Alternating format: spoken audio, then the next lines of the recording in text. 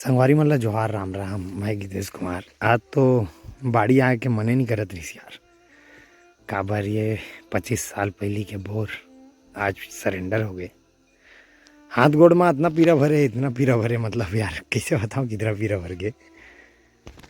जितना हम नवंबर से अभी तक काम करें थकावट नहीं हुई। एक खबर जो है थकावट ला दी इसकी भी, अब पानी नहीं है, अब तो खेत सरेंडर हो गए।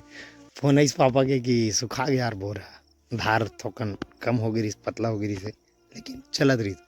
लेकिन यहू बोर ऐसे है कि मन चल है, अगर एकाध कनक पानी गिरीस तो खट ले आ जाते। सबसे पहली गांव में हमरे बोर पहली सुखाते थे 30 फीट में वे वाजिब में बहुत ज़बरदस्त है।